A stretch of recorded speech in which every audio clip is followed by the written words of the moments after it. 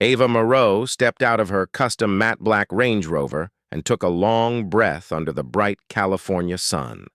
Today was meant to be quiet. No meetings, no cameras, no press. Just her, a new pair of shoes, and maybe a cup of lavender tea. Afterward, she glanced at the gleaming letters above the glass storefront. Maison Moreau, Fifth Avenue Luxury, Los Angeles. Her own name. Her own legacy, but today no one would know that. She wore a plain black dress. Her hair was pulled into a tight bun, no makeup, no jewelry, not even a handbag. Just her black card tucked in the back pocket of her jeans jacket. No assistant. No fanfare. She wanted to see the store like any other woman might, as a customer, not a CEO. Inside, the store was a marble wonderland. Gold accents, soft classical music. A fragrance of sandalwood and rose drifted through the air. It felt elegant, timeless, expensive. It was everything she had dreamed of building, except for what came next. The moment she stepped past the entrance, a pair of sharply manicured eyes locked on her. Stacy Winters, the 31-year-old assistant manager, subtly stiffened her back and nudged the sales rep beside her. "That one?" whispered the rep. Stacy nodded. "Keep an eye." Ava didn't hear them, but she felt it. She walked over to a display of champagne-colored stilettos, her design, her sketch, her material selection, and gently touched the suede. "Can I help?" "You with something?" Stacy asked, appearing at her side like a ghost in Prada. Her smile was hollow. Ava looked up, surprised by the tone. "Just admiring the craftsmanship." Stacy's gaze drifted over Ava's plain black flats, then back to her face. "Those shoes are from our Couture Elite line. They're $2,200. Ava blinked. "I'm aware." "We also have a discount rack toward the back," Stacy continued with a practiced grin, "for more accessible options." Ava tilted her head. Slightly, not angry, just sad. She had heard this tone before. She had lived with it her entire childhood. The quiet, sharp dagger of not belonging. Ava thanked her quietly and walked away. From a distance, Kyle, a lean, smirking sales associate, watched with amusement. "Probably wandered in from Melrose Thrift," he muttered. "Bet she asks if we take EBT." They laughed. Ava heard that one. She felt it in her spine. Still, she said nothing. Instead, she walked over to the VIP room, a private, velvet-walled space reserved for high-profile clients. She wanted to see how they would react when she reached for the handle. Stacy blocked her. "I'm afraid that room is by appointment only." "I didn't see a sign," Ava replied softly. "It's for guests who have history with us, loyalty clients." Ava locked eyes with her. "I've been loyal longer than you've worked here," but Stacy didn't flinch. "You'll need to leave the door alone, and honestly, if you're not purchasing, we'd prefer if you don't touch the merchandise. We've had issues." It was a delicate way of saying, you might steal something. Ava stood tall. "I'd like to try the Ambrosia stilettos in size 8. Stacy didn't move. Ava repeated it. "Size 8. Kyle strolled up and shrugged. "We're out of that size." "I see them right there," Ava pointed. "Oh, those are reserved. For real clients." The sting burned, but Ava didn't show it. She looked once more around the store, at the team laughing behind the counter, at the manager glancing over her shoulder and whispering something, and at the security guard who was now watching her movements a little too closely. She could have screamed. She could have snapped her fingers and had them fired instantly. But Ava Moreau had learned something. From her years in business, the best revenge isn't loud. It's quiet, strategic, absolute. And that's exactly what she was about to deliver. She turned calmly toward the door. Kyle called after her. "Didn't find the price tag you were looking for?" She smiled, one sharp and elegant. "No, but I'm about to find the one you'll never forget." And with that, Ava walked out. But she wouldn't be gone long. Ava Moreau didn't go home. She didn't go shopping elsewhere or sit in her car and cry. She didn't scream. She didn't even call a friend to vent. No. She drove 4 blocks to the West Hollywood business tower that bore her name and walked straight into the executive elevator. The ride up to the 32nd floor was quiet. Ava stood with perfect posture, her arms folded across her chest, her eyes sharp as glass, her thoughts spinning fast and cold. By the time the elevator dinged open into the penthouse office of Maison Moreau International, her mind was already made up. Ava?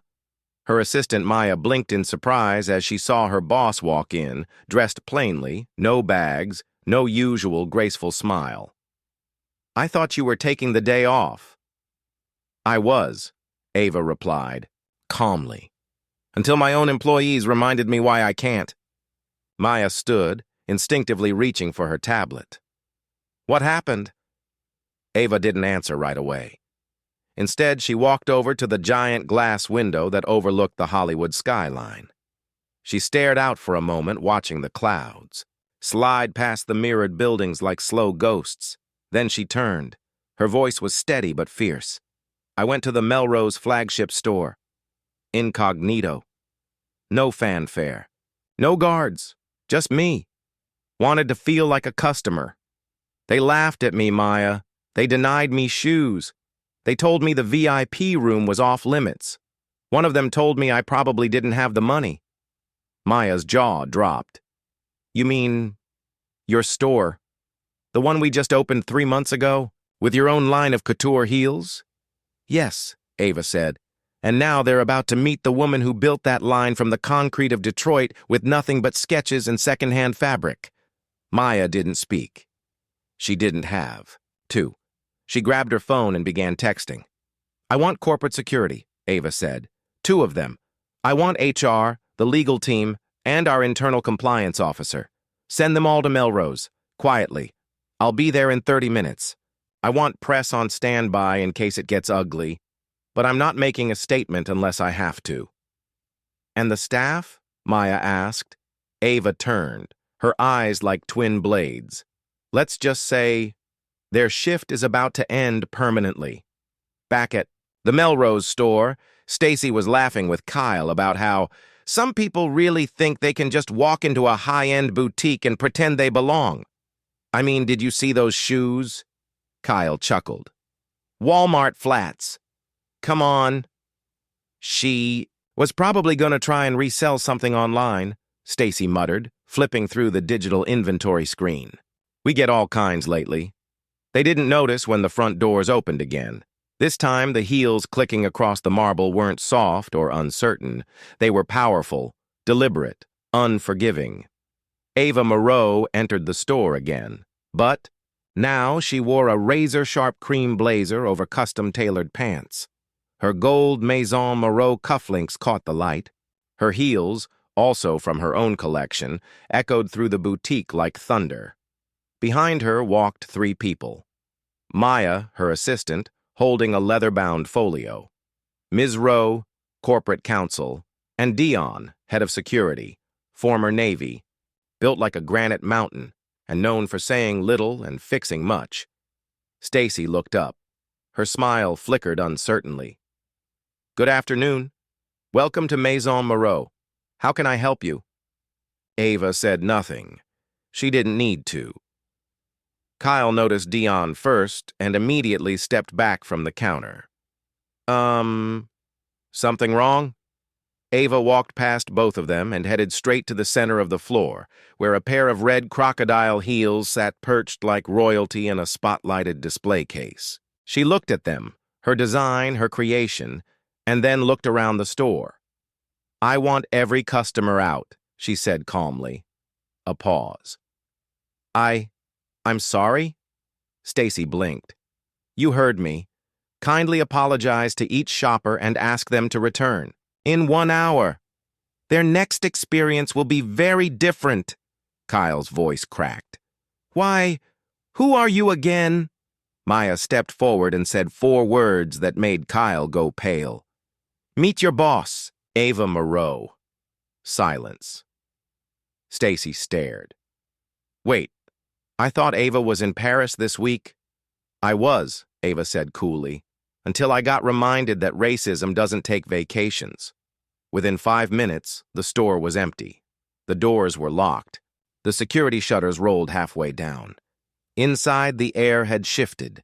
No music played. No smiles were forced. Now, it was only Ava, the staff, and consequences. She turned to face the entire team. Stacy, Kyle, a cashier named Ellen who had remained silent the whole time, and the elderly stockroom clerk, Manny, who'd peeked out from the back. Let's talk about what you did today, Ava said, her voice steady. Let's talk about what it means when someone who built this store from scratch walks in and gets treated like a fraud, like a threat, like a woman who doesn't belong. Kyle opened his mouth. I didn't. No, it was you. That's the point, Ava said. You didn't know, but you still judged. You still mocked. You still humiliated a black woman in her own store simply because she didn't wear diamonds around her neck or have a white face like yours. Stacy folded her arms. We were just doing our jobs? No, Stacy, Ava snapped. Your job is to treat customers with dignity. Your job is to create a space of elegance, not arrogance. You failed. Ellen, the cashier, softly spoke. I didn't say anything. I didn't do anything. Ava turned her gaze. And that's exactly the problem. Silence protects the guilty. And silence is the reason people like me get treated, like shadows in our own light. She paced slowly. When I was 15, I worked nights ironing clothes to save up for one pair of heels from a thrift store. When I was 19, I designed my first pair of shoes on notebook paper and got laughed out of my college class. When I was 25, I pitched this brand to 8 investors who said, black women don't buy $1,000 shoes.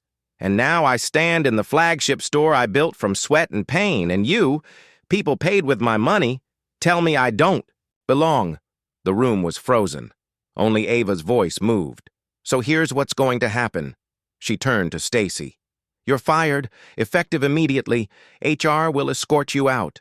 Your actions today reflect exactly what this brand fights against. You will not step foot in any Moreau property ever again. To Kyle, same for you. Your bias is louder than your customer service. To Ellen, you're suspended, not for malice, but for cowardice. You'll undergo diversity training if you wish to return. Then she turned to Manny, the quiet old man who had worked in the back room since day one. Manny, thank you for showing up early, staying late, and always offering help no matter who walks in. You're our new store lead. I've already signed your promotion. Manny blinked in shock. Me? But You never judged me. And sometimes that's all it takes to change a life. Ava looked at all of them one last time. From this day forward, anyone who steps into a Maison Moreau store will be treated like royalty. Not based on skin, not based on status, based on the fact that they're a human being. If that's too hard to understand, there's the door. As Stacy stormed out, shouting threats, and Kyle followed behind, quiet and stunned, Maya turned. To Ava. What now? Ava walked to the center of the store and tapped the display glass. We redesign the floor, we retrain the staff, we remind everyone why this brand exists. Then she looked out at the city again and said quietly, and we make sure no little black girl ever gets told she doesn't belong in a space she was born to lead. For the next 2 days, the glass doors of Maison Moreau, Melrose flagship, remained closed. A matte black sign hung across the gold handles. In white, clean lettering, it read, temporarily closed for internal reconstruction. Thank you for your patience. But it wasn't the floors that were being redesigned. It wasn't the shelves or the lighting. It was something deeper.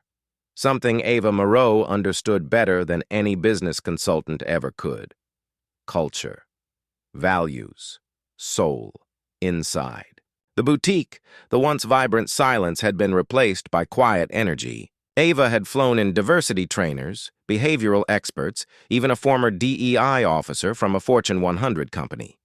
Every employee, those who remained and those newly hired, underwent intensive workshops. They weren't just taught how to treat customers. They were taught why it mattered. In the meantime, the story of what happened had quietly started to leak. It wasn't from Ava. It was from a customer. Someone had captured the confrontation on a smartphone. A short video, just 56 seconds long, began circulating on Twitter, TikTok, and Instagram. It showed Ava calmly telling the staff, "You just judged the CEO of this company because of what I look like. No hashtags, no names." But it went viral in a heartbeat. Thousands of comments poured in. "I can't believe this still happens in 2025. Black excellence walked in, and they tried to escort it out." Respect is not optional. By the third day, major fashion, bloggers were talking about it. Journalists reached out. TMZ sent a drone. But Ava refused all interviews. She wasn't looking for pity. She wasn't interested in headlines. She was rebuilding something deeper than PR. Meanwhile, back at corporate HQ, Ava sat in her private office. Lights low, blinds drawn, hands folded. She had just finished watching the security footage of the incident. Every moment, every insult, every laugh. And when the video ended, she didn't cry, she didn't blink. She turned to Maya, who waited quietly across the desk. "Send the press release," Ava said softly. Maya nodded and hit send. Within 30 minutes, the entire fashion industry received the statement from Maison Moreau, Inc. It read, "This week, our flagship store failed to uphold the standards we were built on: equality, dignity, respect for all." The woman treated unfairly in that video is not just a customer. She is the founder, designer, and CEO of this brand. We are ashamed that she was made to feel like she didn't belong in a space created by her own hands. Effective immediately, we have terminated all employees involved in the discriminatory behavior. We are revamping training across all 39 global locations. And most importantly, we are recommitting to the promise we made when we opened our first boutique. You belong. Whoever you are, wherever you're from, if you walk through our doors, you will be treated with grace, no exceptions. Ava Moreau, CEO. It was simple, unapologetically honest, and brutally effective. By that evening, Ava's story was being picked up by major news outlets, not as gossip, but as a case study in leadership. Harvard Business Review called it a masterclass in accountability. Vogue ran a headline that read, "She was humiliated in her own store. Her response reshaped the industry." On the morning of day 4, the Melrose store reopened. There were no balloons, no cameras, no celebrities. Just a single new banner hung above the display window. It read, "Everyone deserves respect. Let's begin again." Inside, Ava stood near the entrance.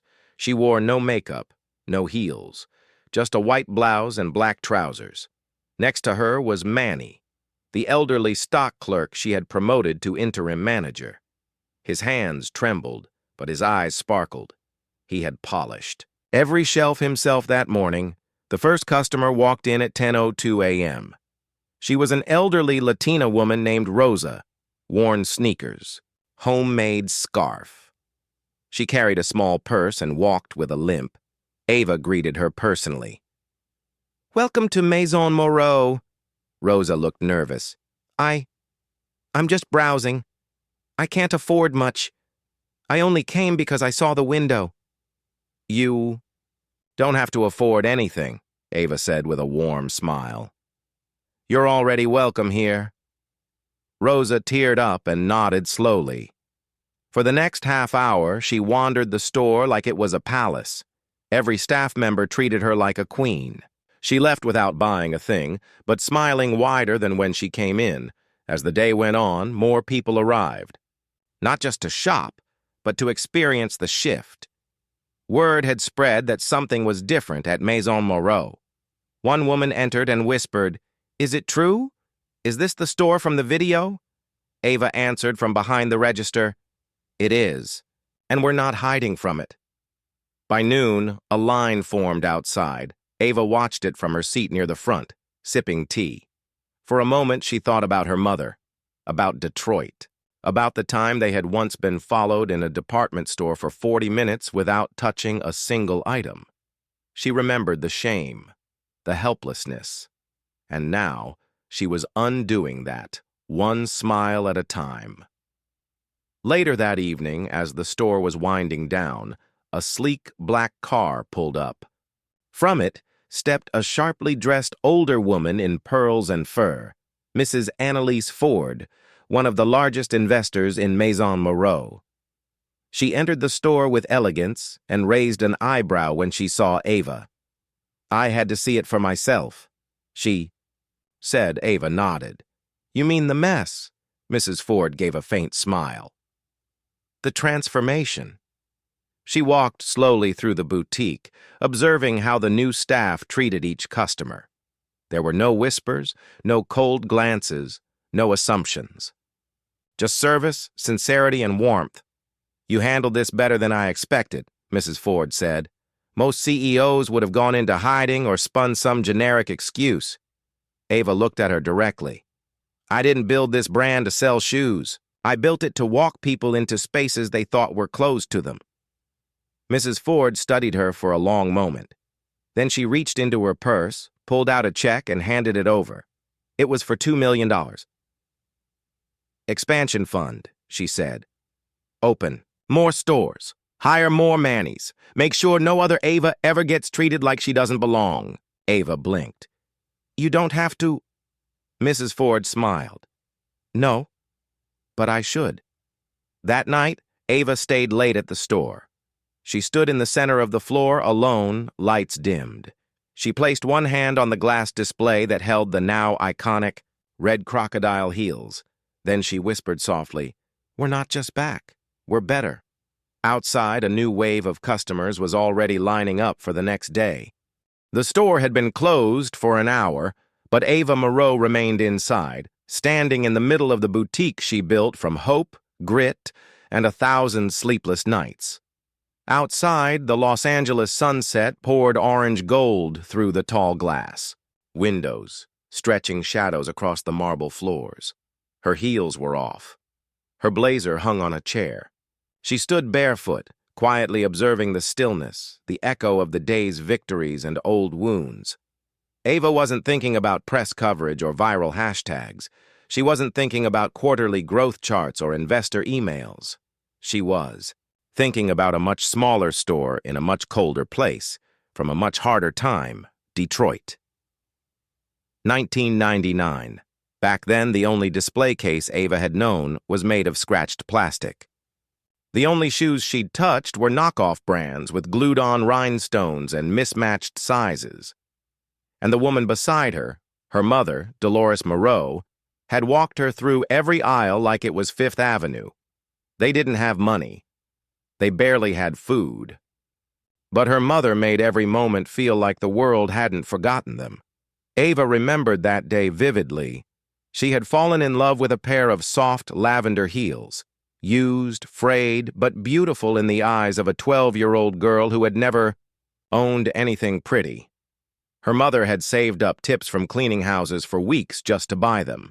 They had carried the shoes to the register with pride. But when they got there, the white cashier frowned, tilted her head, and said, Are you sure you can afford these? Then she looked past Ava and whispered to the security guard, who started walking over. Ava had never forgotten how her mother straightened her spine and set the shoes down gently. Come on, baby, Dolores had said softly, with dignity stitched into every syllable. Let's go. They walked out without the shoes.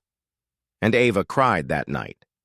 Not just because she didn't get them, but because she saw her mother made small by someone who didn't even know her name. Back in the present, Ava sat down slowly on the boutique's pale velvet bench. She rubbed her temples. Her mother had passed 13 years ago, but in moments like this she was closer than breath. She remembered her mother's words that night, whispered through tears. "One day, baby girl, they'll know who you are. And when they do, I hope you remember what it felt like to be invisible." Ava hadn't just remembered. She had built her empire to ensure that no one else would have to feel that way again. But something about this last week, the sting, the confrontation, the apologies, had scraped an old scar wide open. She needed peace. And strangely, it came from the most unexpected place. The bell above the front door chimed softly. Ava looked up in surprise. She had thought the security system was already armed, but then she saw her. The elderly woman walked in with a soft wobble. In her step, wrapped in a knitted shawl, her cane tapping the marble. She wore a wide-brimmed hat tilted with style, her lipstick faint but carefully applied. Ava stood. "Excuse me, ma'am," she said gently. "We're actually closed for the night." The woman raised her eyes, and Ava's knees buckled. It was Mrs. Dolores Jameson, her mother's best friend, practically her aunt, her second mother. "Ava, baby," the woman said with a trembling voice. "I had to come see it for myself." Tears sprung instantly to Ava's eyes. "Mrs. Jameson, how did you even get here?" "I took the metro," she said proudly with a little shrug, then walked 2 blocks. "I've been following everything. That video, that speech, the press release, baby, you did it. You—" Ava wrapped her arms around the woman, burying her face in the soft wool of her shawl. "I didn't know who else to talk to," she whispered. "I'm glad you didn't forget me," the older woman replied. "Your mama would have knocked you upside the head if you had." They both laughed through the tears. Mrs. Jameson sat down slowly on the bench as Ava brought her a glass of cucumber water from the hospitality bar. They sat in silence for a long moment, just holding hands. Finally, Ava spoke. "I thought I had healed. I thought I had moved past what they did to us back then.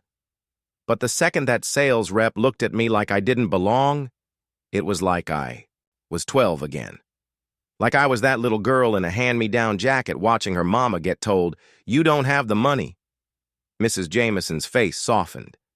"Baby, the world tried its best to keep women like us small. But look at you. You made space. You made room for others. And when they tried to push you out, you didn't raise your voice. You raised the bar." Ava looked down at her hands. "I wonder if I did enough." "You did more than enough," she said. "But now you gotta let your mama go." Ava's eyes widened. "What do you mean?"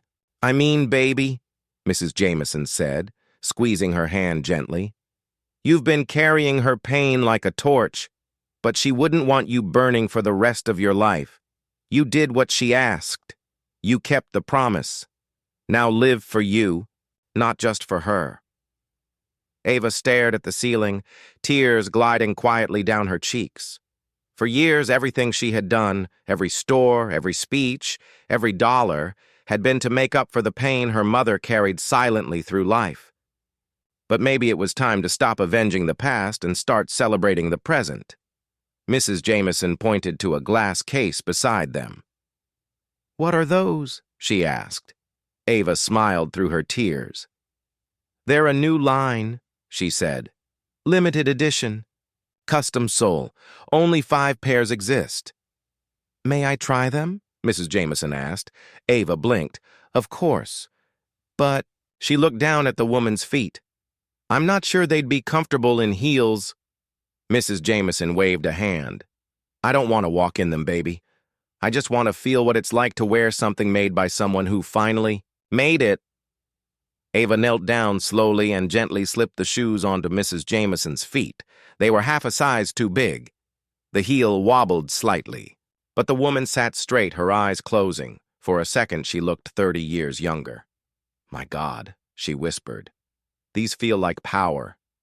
And in that moment, Ava saw her mother, not broken, not tired, not being told to leave a store, but proud, tall, glowing, and finally at peace. The following Monday morning, the email landed in every inbox bearing the Maison Moreau domain. From Paris to Miami, from Tokyo to Johannesburg, over 800 employees received it at the exact same moment. No flashy header, no marketing fluff. Just a simple subject line. We begin again. Ava Moreau. The message inside wasn't long, but it was unforgettable. Ava had written it herself, at 3 in the morning, barefoot in her kitchen, with memories of her mother, Mrs. Jameson's, tearful smile, and the painful humiliation that sparked it all burning behind her eyes. Dear Maison Moreau family, if you're reading this, you are part of something bigger than fashion, bigger than shoes, bigger than profit margins and Paris. Fashion Week, you are part of a promise that no woman, no person, will ever walk through our doors and feel like they don't belong because of how they look, what they wear, or where they come from. This company was built from love, pain, struggle, and resilience. It was born in a broken city by a girl who was once told she wasn't good enough to try on a pair of used heels. That girl was me, and I made a vow to my late mother that if I ever built something of my own, I'd make it safe, inclusive, and dignified for everyone. I didn't write this for applause. I wrote it for change. So here's what's changing. Mandatory empathy and anti-bias training across all locations, effective immediately. Every region will appoint a dignity ambassador, not a title for show, but for action. Monthly mystery visits from diverse customers, whose feedback will directly impact bonuses and promotions. And most importantly, anyone found treating a guest with disrespect based on appearance, race, or background will be terminated on the spot. No second chances. Our brand is elegance, but our soul is justice. We begin again. Ava. It was the kind of message that made some cry, made others uncomfortable, and made a few angry. But it was also the kind that started revolutions. At the Maison Moreau London flagship, store director Camille Winters read the email twice, her espresso, going cold beside her untouched croissant. She had just hired 3 new stylists last week. 2 were seasoned veterans of the luxury retail world, both white, both impeccably dressed, both with resumes lined in gold. But something in her gut twisted. She remembered overhearing one of them, the tall one, Callum, laughing about ghetto names on an application the day before. At the time, she'd said nothing. Now she opened her security footage archive and clicked play. It didn't take long. There was Callum, smirking as a dark-skinned girl walked out the door. She had asked to apply for an internship, and he had smiled politely to her face, only to snicker once she left. She looked lost. He said to another, "Rappers, like she thought this was the food court at Westfield." Camille's stomach churned. She picked up her phone, took a breath, and dialed Ava's direct line. Back in Los Angeles, Ava had just stepped into a sunlit meeting with her executive leadership team when her phone buzzed. She glanced down, saw Camille Winters, London, and excused herself. The call lasted 6 minutes. When Ava returned to the conference room, her team looked up. She was calm, controlled, but the light in her eyes had narrowed to something sharper than fire. "Change of agenda," she said. "London store, discrimination case. I want that man out by close of business today. And I want to call the young woman who was insulted and offer her a full-paid internship, housing included. Move fast." No one questioned her. Not anymore. That evening, across every Maison Moreau location, something incredible began to happen. A white security guard in Atlanta noticed a young black teen nervously hovering outside the window, too afraid to come in. Instead of ignoring him, he stepped outside, offered him a bottled water, and said, "You're welcome here, brother. Come in and look around. No pressure." In Berlin, a Muslim woman wearing a hijab was greeted with salam and shown a VIP seat, not because she looked rich, but because she looked human. In Tokyo, a transgender customer burst into tears when a sales assistant offered to bring them shoes from our gender-neutral display or any section you prefer, whatever. Affirms you. It wasn't perfect. Not every employee had changed overnight. But something was shifting, not from fear, but from purpose. Still, not everyone welcomed the new vision. In the Chicago branch, the assistant manager, Brenda, privately fumed at the new policies.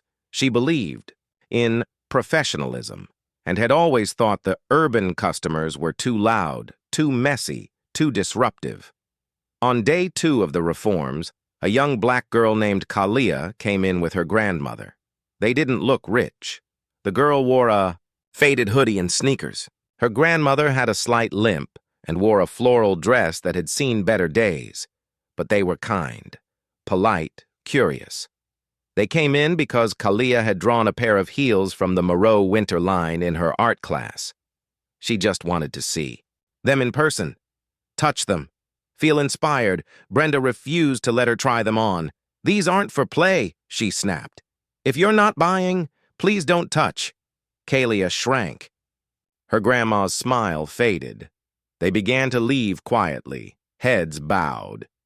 But then from the back of the store, a new hire, Anaya, an Afro-Latina stylist who had just completed Ava's empathy workshop, intervened. "Wait," she said, voice shaking. Walked up, gently took Kalia's hand and whispered, "Would you honor me by trying them on?" The girl blinked in shock. Anaya brought the heels over herself, sat on the floor, and slid them on the girl's feet. For one brief moment, Kalia glowed. Her grandmother cried softly.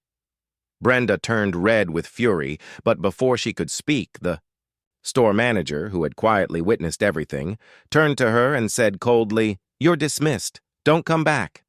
Later that night, Ava received a photo on her phone. It showed Kalia standing in the center of the Chicago boutique, beaming in the heels she couldn't afford but was finally allowed to try on. Ava stared at it for a long time. Then she whispered aloud, "That's what this is for."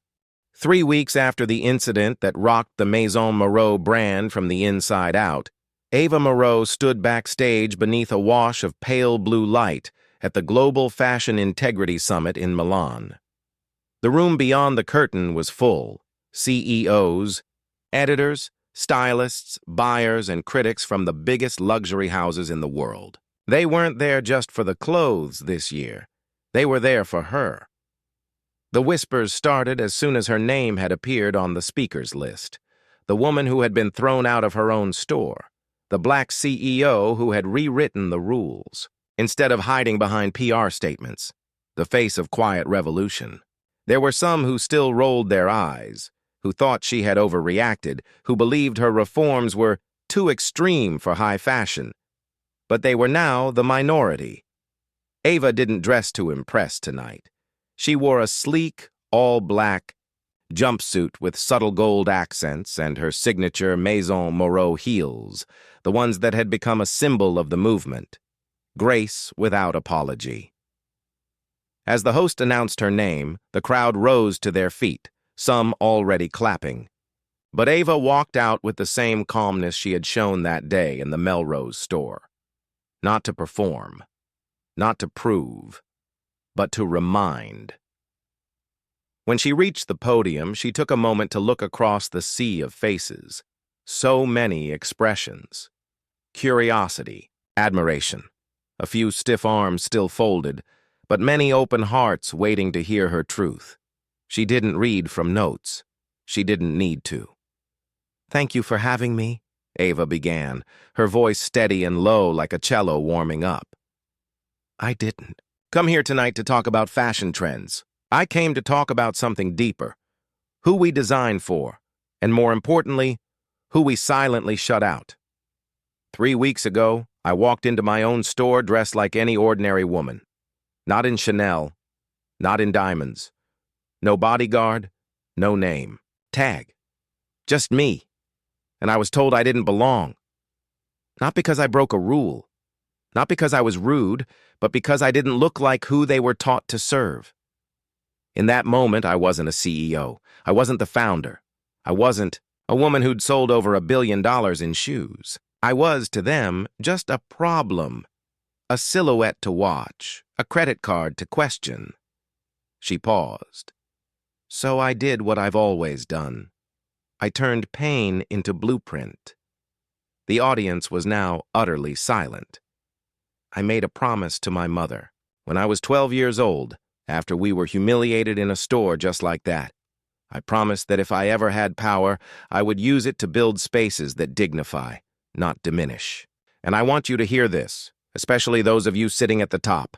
Fashion has no value without humanity. Elegance without empathy is just costume. Luxury without respect is poverty of the soul. A few hands instinctively clapped. Then more. Then the room erupted. But Ava held up a hand gently, signaling them to wait. She wasn't done. It's easy to design for those who already feel seen. It's safe to market to those with money. But if we only craft for the confident and ignore the overlooked, we're not designers. We're gatekeepers. So let me challenge you today. Don't just change your mannequins, change your mindset. Don't just add color to your campaigns, add conscience to your boardrooms. Because someday, the woman you dismiss might be the one writing your paycheck. She ended with a soft bow. The room stood again, this time thunderously. But Ava didn't linger on stage.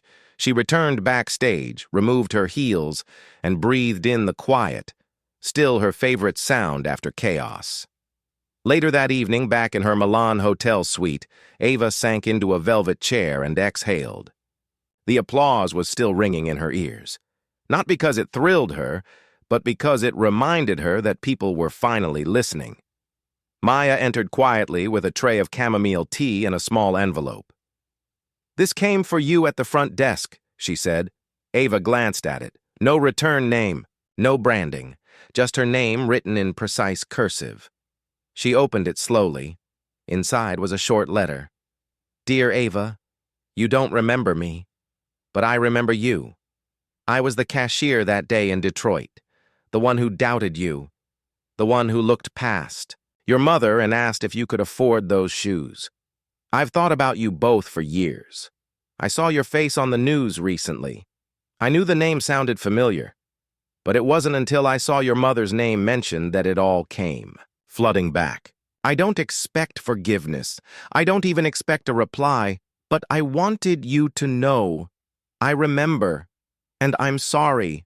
I see who you became. I see how wrong I was." Diane M. Ava sat motionless for a long moment, her fingers trembling slightly. She looked out the window at the glowing skyline of Milan, her reflection shimmering in the glass. And she whispered, "I see you too, Diane. I see you too." 1 week later, Ava launched Project Maison Heart, a philanthropic division of the brand dedicated to offering internships, training, and scholarships for underrepresented youth interested in design, business, and retail leadership. Each scholarship carried a handwritten note from Ava that said, "This seat is yours. Take up space." At the newly reopened Melrose location, a small photo hung quietly behind the register. It wasn't promotional. It wasn't even labeled. It was a black and white image of a young black girl holding a pair of worn-out shoes, in one hand and a sketchbook in the other. Above it, in gold lettering, were the words, "Elegance is not what you wear, it's how you rise." And so Ava Moreau kept rising, step by elegant step, for herself, for her mother, for every woman ever, told they didn't belong, and for the next little girl, waiting quietly in a store somewhere, hoping someone finally sees her. It was a quiet Sunday morning in South Los Angeles when Tiana Caldwell, age 16, walked into a thrift store with her mother and $3 crumpled dollars in her pocket. She wasn't looking for clothes. She wasn't even looking for shoes. She was looking for ideas. Tiana was a dreamer with ink-stained fingers and worn sneakers. Her backpack was full of loose pages, shoe designs, boot silhouettes, strappy heel ideas scribbled in pencil and outlined with care. She'd never been to Paris. She'd never stepped foot inside a real boutique. But she had ambition, the kind that burns slow and bright, like a candle no storm can put out. As she flipped through a rack of worn-out heels, one caught her eye, a dusty pair of crocodile-texture stilettos, faded red, but regal in their form. She didn't know they were Maison Moreau. She didn't know they were the first-generation release from a woman who had stood exactly where she was now, on cracked floors, dreaming bigger than her neighborhood would allow. All she knew was those heels were powerful. They had energy. So, she brought them home, and she drew, and she researched, and she discovered the woman behind the design. The first time Tiana saw Eva Moreau's speech from the Global Fashion Integrity Summit, she watched it in the school library on a broken desktop, computer with peeling keys. She leaned in close to hear every word. She didn't blink. She didn't move. When Eva said, "Elegance without empathy is just costume," Tiana reached for her sketchbook and wrote it down. Then she did something wild. She mailed her entire sketchbook to the return address listed on the Maison Moreau website. No email, no cover letter, just a sticky note that said, "These are my dreams. I hope someone sees them. Tiana, age 16, from the South Side." 3 weeks passed. Nothing came. Tiana figured it had gotten lost or maybe thrown away. Then, one evening after school, a black sedan pulled up to her apartment complex. A woman in a beige suit stepped out and knocked on her door. "Tiana Caldwell?" she asked. Tiana's mother stepped forward warily. "Who's asking?" The woman smiled. "My name is Maya. I'm with Maison Moreau. Miss Eva Moreau would like to speak to your daughter." Tiana's heart dropped into her shoes. The next week, Tiana sat in the lobby of Maison Moreau headquarters in Los Angeles. She wore her best outfit, pressed jeans, a tucked-in white shirt, and her grandmother's gold cross necklace. Her hands were shaking. Then Eva Moreau herself walked into the room. Not a body double, not a representative. Her. She was everything. The videos didn't show, soft but fierce, graceful but grounded. She didn't tower with ego. She radiated with presence. She sat across from Tiana and smiled. "I got your sketches," she said. "I saw me in them." Tiana's throat caught. "You did?" "I did," Eva nodded. "The lines, the soul, the story behind every heel. You weren't just drawing shoes. You were designing survival." Tiana didn't know what to say. She just nodded, tears threatening to fall. Eva reached into her leather folder and pulled out a contract. "This is a full scholarship to our upcoming summer mentorship program," she said. "Flights, housing, materials. You'll be working with some of my top designers. And if you still want to do this after the program ends, we'll make room for you. I don't offer internships to just anyone, but I don't meet girls like you every day." Tiana burst into tears. She didn't even try to hold them back. Her mother, standing in the corner, shaking silently, started sobbing too. The story of Tiana Caldwell spread quietly, not as a PR stunt, but as a ripple effect. Inside Maison Moreau headquarters, it became known as the girl with the sketchbook moment, the proof that all the changes, all the pain, all the firings, speeches, and policies were worth it. Eva never told the press. She didn't post it online. She just framed one of Tiana's sketches and hung it in her office, right beside a photo of her mother. The caption read, "Legacy isn't what you leave behind. It's who you lift up." 6 months later, on the anniversary of the Melrose incident, Eva returned to the same boutique where it all began. She walked through the front doors, now opened by a smiling trans security guard named Aaron, who had been hired under the new diversity initiative. The walls were redone. The staff was completely new. The atmosphere was warm, inviting without trying too hard. and at the front display under a spotlight sat the newest release, the Detroit Collection, designed by Tiana Caldwell, co-signed by Ava Moreau. Shoes born from pain, powered by promise, built with elegance and purpose. That night, Tiana stood beside Ava at the launch event, her hands trembling but her eyes shining. "You good?" Ava asked softly. "I feel like I'm dreaming," Tiana whispered. Ava leaned closer. "You're not. You just walked into the space you were always meant to own." That evening, as Ava drove home, she took a detour. She pulled up outside a small thrift store on the east side. She hadn't been there in over 20 years. The windows were the same. The cracked sidewalk still leaned to the right. But now, taped to the glass, was a flyer. Now, hiring local art students, sketch internships. Sponsored by Maison Moreau, Ava smiled. She stepped out, walked inside, and quietly placed a single envelope on the cashier's counter. Inside was a donation. "Check large enough to rebuild the entire block. No note, just one word on the envelope flap. For the girls who still draw." It was nearly midnight when Ava Moreau found herself alone again, this time not in a boutique or backstage at a summit, or in the soft privacy of her office. She stood at the edge of a rooftop garden atop her newest Maison Moreau headquarters building in downtown Los Angeles. The city pulsed beneath her like a living thing, lights glittering, horns echoing, dreams moving at the speed of headlights. But above all that noise, Ava could hear the voice of her mother, Dolores, clearer than ever. "One day, baby girl, the world will know who you are. Just don't let it change who you are." That promise had echoed in Ava's bones for decades. She had built everything from it. And now, as she stood overlooking a skyline that once looked like an unreachable galaxy from the cracked window of a Detroit apartment, she finally understood what her mother meant, because the world did know her name. But more importantly, she had made sure it knew why her name mattered. Just a few hours earlier, the new Moreau Women's Leadership Academy had officially opened its doors. The event was intentionally quiet. No red carpet, no media frenzy, no celebrities. Just a circle of girls, ages 14 to 18, sitting in folding chairs, their backpacks slumped at their feet.